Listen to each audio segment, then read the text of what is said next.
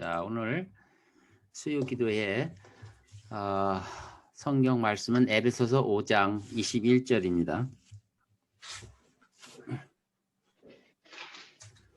27절까지 제가 읽겠습니다.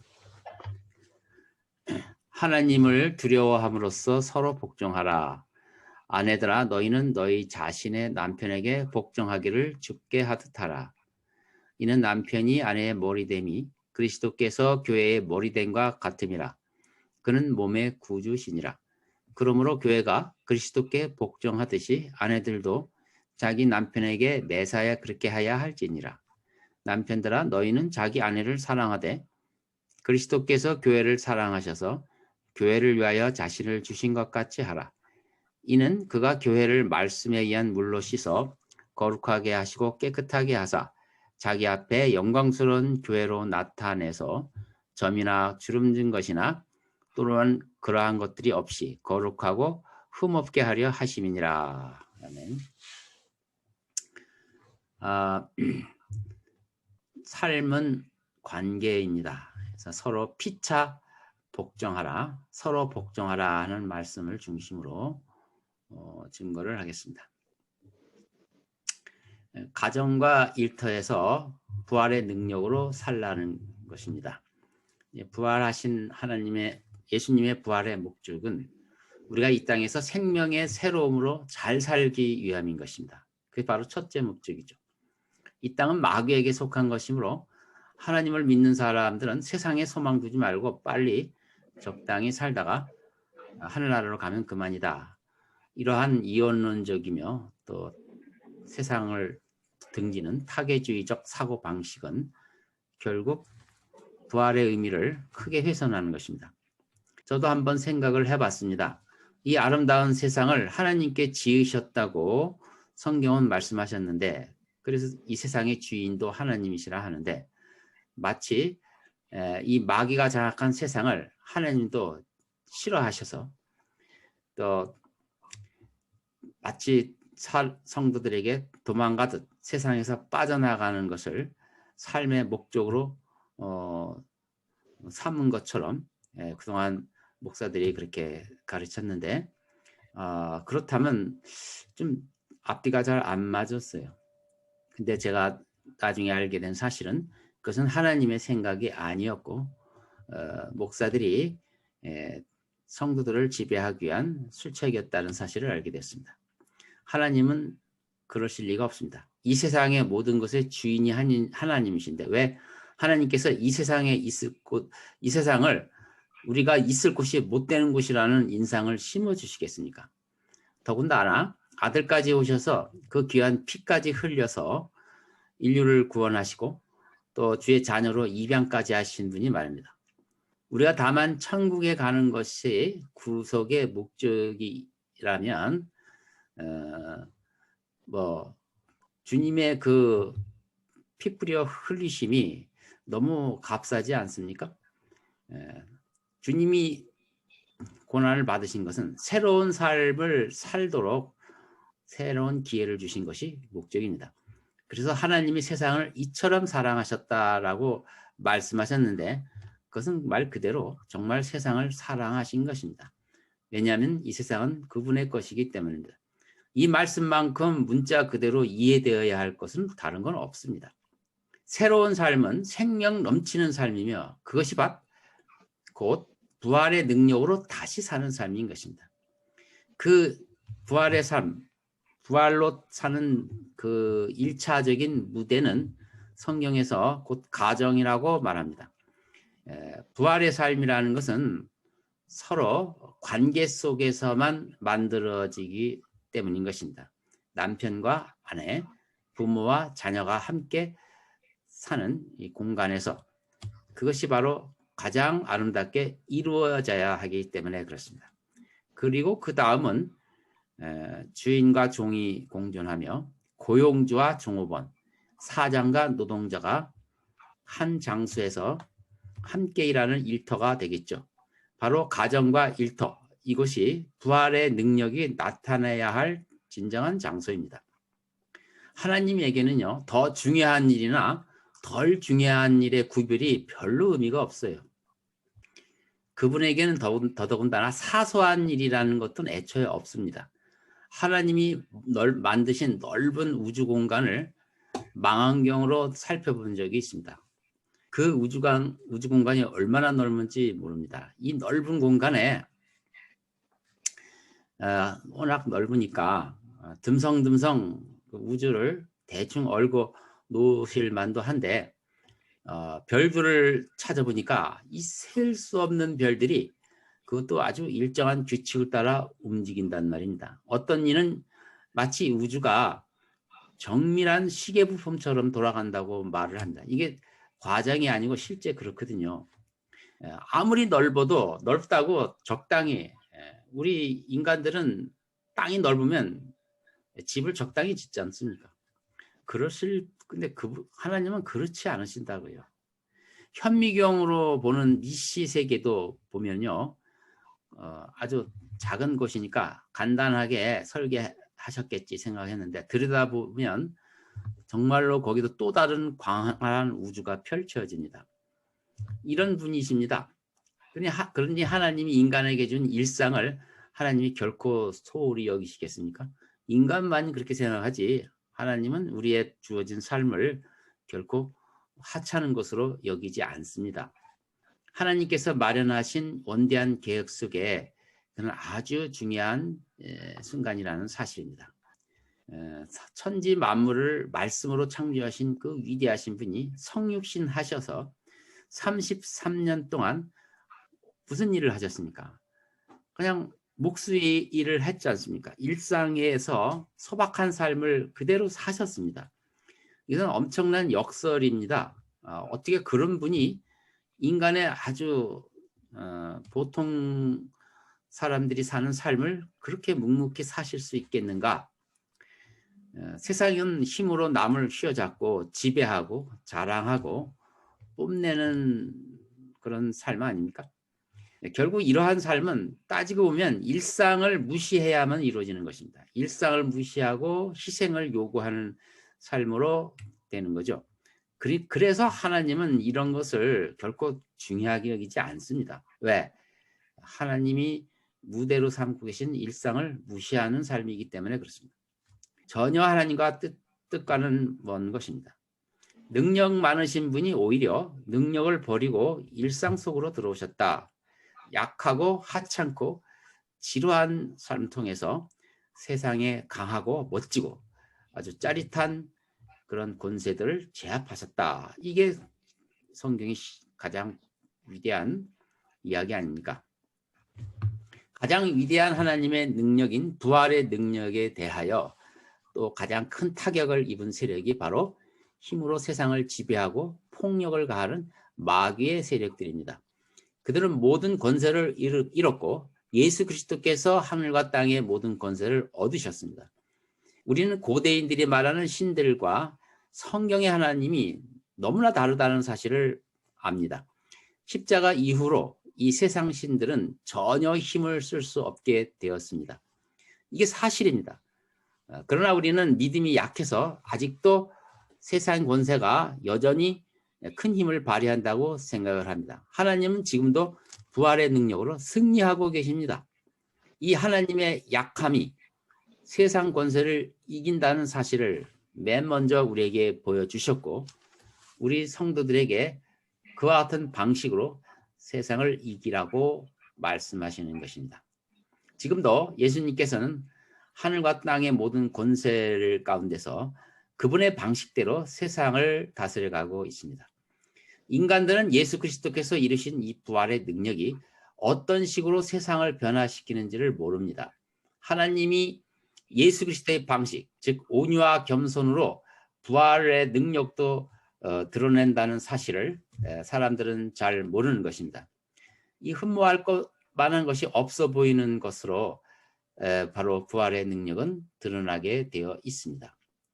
바로 그것이 세상에 힘 자랑하는 이 세상의 권세를 제압하는 독특한 방식이죠. 예수께서 처음 부활하시는 이 우주적 사건을 누가 목격했습니까? 세상 방식대로 본다면 정말 예수님이 부활하셔서 이 세상 마귀를 이기는 사건이었다면 그건 우주적 사건이죠. 그러면 그 사건도 팡파레가 울려지거나 놀라운 환영하는 뭔가 있어야 되는데, 놀랍게도 세상에서 가장 보잘것없는 막달라 마리아가 제일 먼저 그 영광스러운 사건을 목격했다는 사실입니다. 이것도 역설 아닙니까? 우리는 이러한 사실을 가장 위대한 사건으로 믿는 자들 아닙니까? 그것이 무엇을 얘기합니까? 바로 이것이 예수님의 방식인 겁니다. 가정에서 그리고 일터에서 부활의 능력을 드러내는 것이 곧 하나님의 뜻입니다. 하나님의 뜻은 결코 한 번도 변한 적이 없어요. 온유와 겸손으로 그런 식으로 세상 마귀를 꼼짝 못하게 했습니다. 뜻이 하늘에서 이루어진 것 같이 땅에서도 이루어져야 할 부분이 바로 예수님 방식대로 세상을 승리하는 것입니다. 한때 우리를 둘러싼 세상을 거룩함과 속됨으로 나누고 그리스도인은 성스러운 것에 국한된 임무만 해야 하는 것으로 믿고 살았는데, 그리고 세속적인 것은 그저 견뎌내야만 하는 것 따위로 알았는데, 이제는 더 이상 그렇게 해서는 안 됩니다. 하나님이 이처럼 세상을 사랑하셨기 때문입니다. 전에는 집안일과 생활비 버는 것 위해서 직장 생활을 하는데, 그래서 전략적으로 중요한 하나님 일보다 열등하다고 생각했지만 이제는 더 이상 그렇게 생각할 수는 없습니다. 예수께서 그런 생각을 몸소 뒤엎으셨기 때문에 그렇습니다. 누구든지 이 어린아이와 같이 자기를 낮추는 사람이 천국에서 큰 자니라. 누구든지 나를 믿는 이 작은 자 중 하나를 실족하게 하면 차라리 연자 맷돌이 그 목에 달려서 깊은 바다에 빠뜨리는 것이 나으리라고 말씀하셨습니다. 이 어린아이의 보잘것없는 작은 삶을 예수께서 아주 귀하게 보신 것입니다. 당시 사람들도 아직 어린아이들은 저리 가라고 이렇게 우습게 여기잖아요. 약하고 하찮게 여기는 거. 그러나 그것을 귀하게 여겼습니다. 역설을 또 보여주신 거죠. 어린아이처럼 약해 보이는 일상의 삶도 똑같이 대하시는 거예요. 하나님의 위대한 삶과 일상의 삶을 그런 차별을 두지 않는다는 거죠. 제자들이 어린아이를 무시했듯이 요즘 영적으로 지도자인 목사들이 이 세상 일을 무시하는 것과 똑같은 얘기입니다. 그러나 예수님은 결코 차등을 주지를 않았다는 거죠. 이 문제에 대해서 예수님과 성경의 말씀에 아주 의심의 여지 없이 분명하다는 사실을 꼭 아셔야 합니다. 그런데 사람들은 복음과 구원에 관한 큰 생각과 넓은 시각에만 집중하게 됩니다. 그래서 이 화려하지 않은 일상을 무시하죠. 카리스마 넘치고 비범하고 설득력 있는 또 열정적인 사람들, 소위 유능한 사람들은 그래서 일상생활의 지루함에 견디지 못합니다. 그래서 이제 이러한 그 명분 있는 것을 탐하게 되면 대부분의 시간을 가족과 함께 보내는 그런 시간들이 희생당하게 되고, 결국 가족과 또 직장 동료들은 거기서 고통을 겪게 되는 거죠. 교회나 정부, 또 사업계, 대학교 저명인사들, 작가, 연예인들, 이렇게 아주 유명한 사람들은 가장 가까운 사람들과의 관계가 생각보다 좋지 않습니다. 아주 왜 그럴까요? 그것은 자신은 아주 위대한 일을 하기 때문에 일상의 일을 소홀히 여겼기 때문에 그렇습니다. 그것은 그가 잘나서 그런 것이 아니라 인생의 미숙함 때문인 것입니다. 그들은 자신이 상한 갈대며 꺼져가는 등불이라는 것을 결코 깨닫지 못하는 사람들입니다. 이사야서 42편 3절에도 그는 상한 갈대를 꺾지 않으시고 연기나는 심지를 끄지 아니하실 것이며 그는 심판을 진리로 가져오리라 말씀하십니다.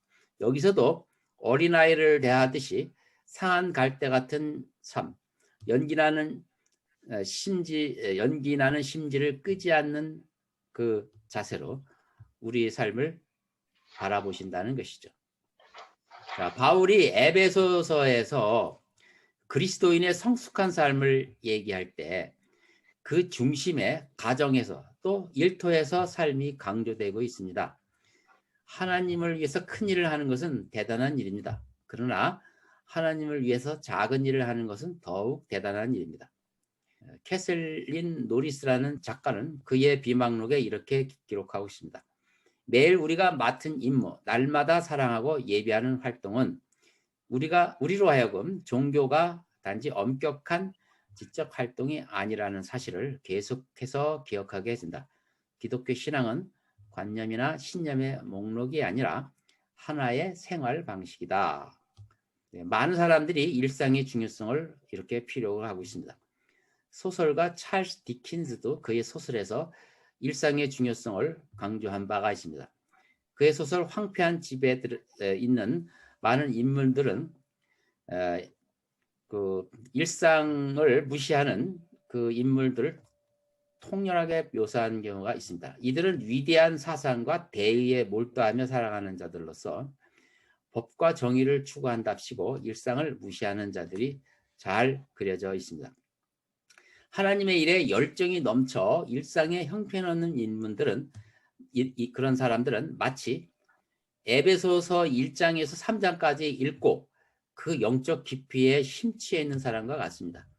그러나 그들은 더 이상 5장과 6장까지 도달할 수가 없습니다.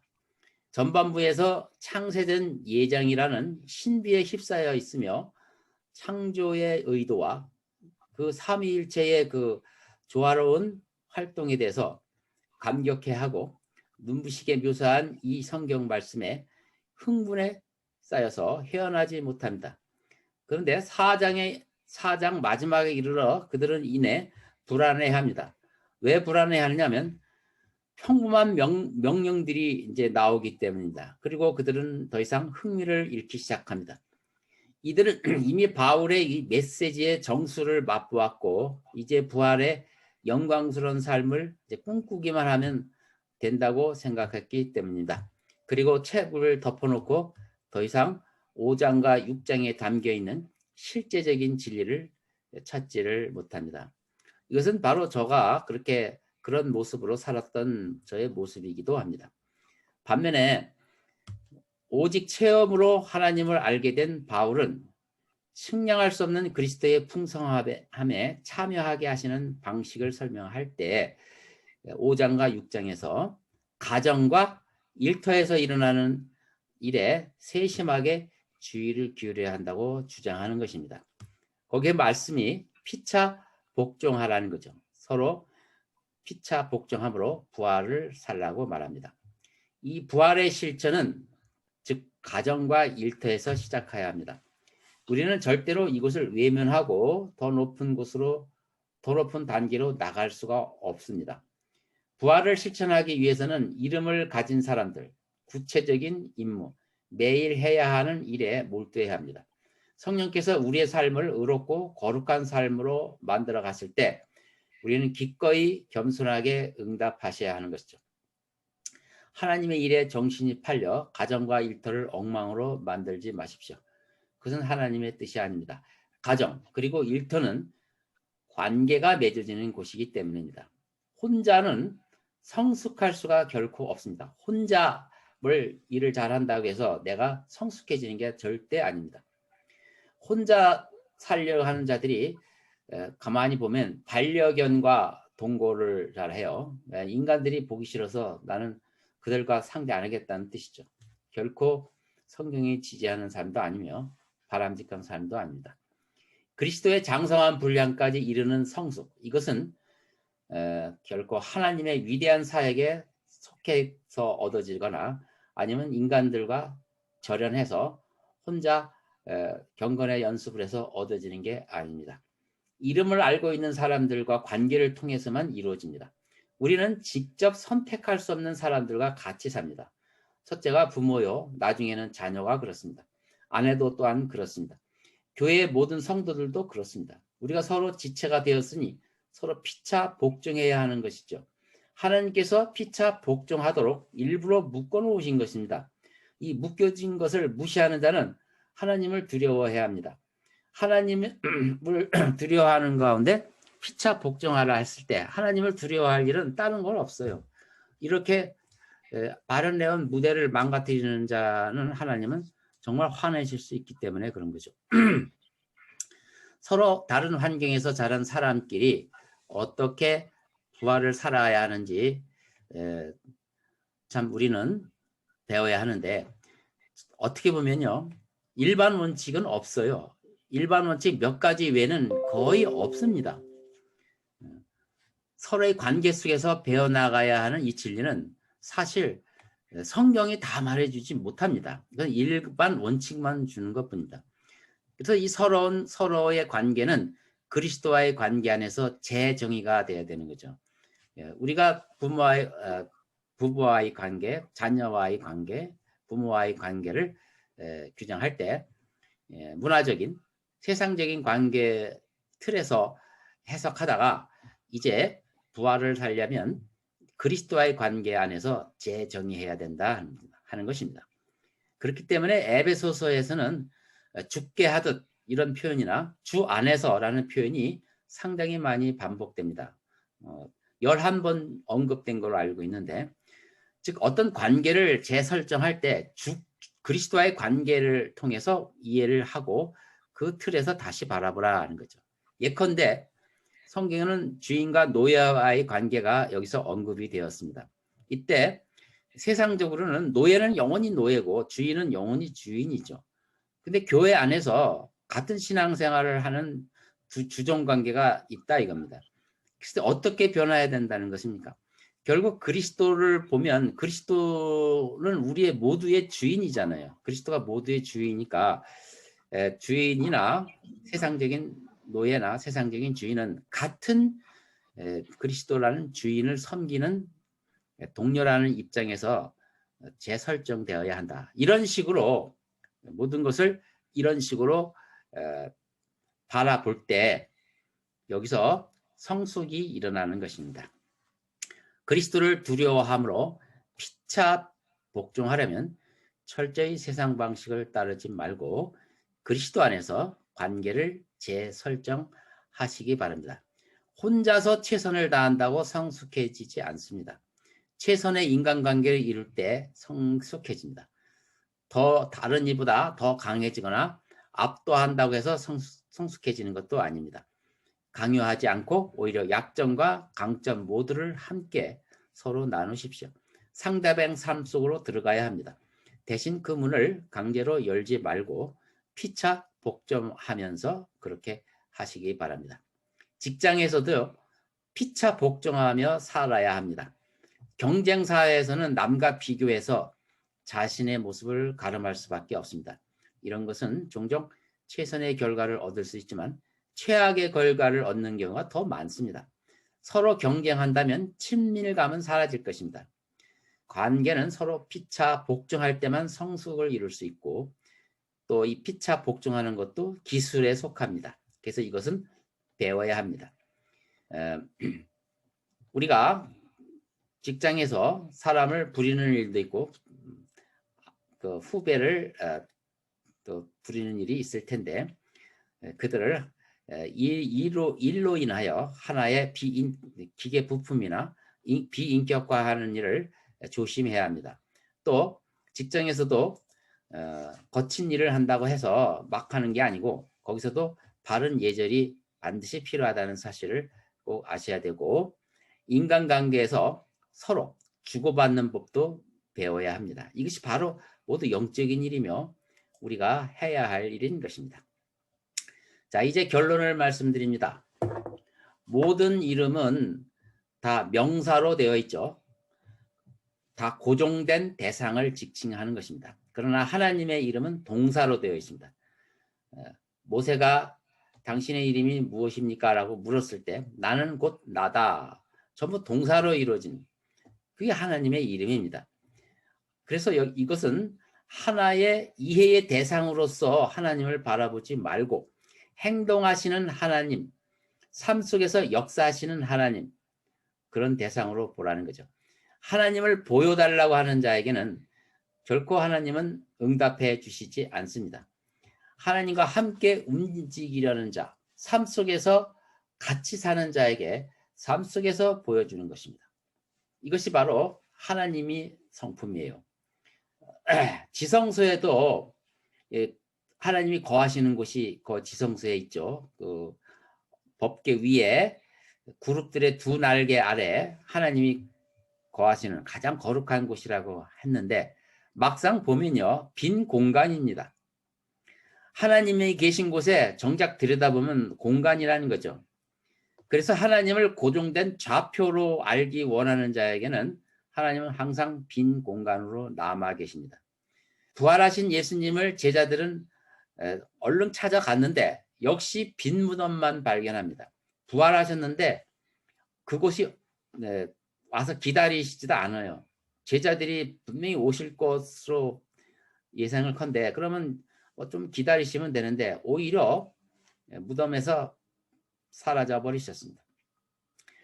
부활하신 예수님과 더불어 부활을 산다는 의미는 이처럼 하나님의 그 이해 가능한 대상으로 보지 마시고 삶 속에서 함께 하시는, 즉 내 마음속에 모셔서 이 삶 속에서 알아가는 하나님으로 이해하라는 뜻입니다. 이게 바로 부활을 살아야 하는 그리스도인이 반드시 알아야 할 대원칙입니다.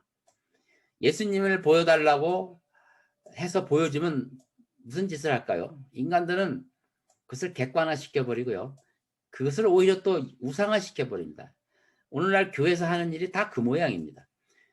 그래서 하나님은 부활하신 모습을 보여주지 않고 빈 공간으로 남겨놓으신 것입니다. 마음속에 모셔야 하는 거죠. 우리 모두 그런 하나님을 두려워하면서 마음속에 계신 것을 믿고 피차 복종함으로 이제 우리에게 주어진 부활의 삶을 잘 사시기 바랍니다. 첫째는 가정에서, 둘째는 일터에서입니다. 이 두 가지가 제일 중요해요. 자, 아셨죠? 오늘 설교를 마치겠습니다. 자.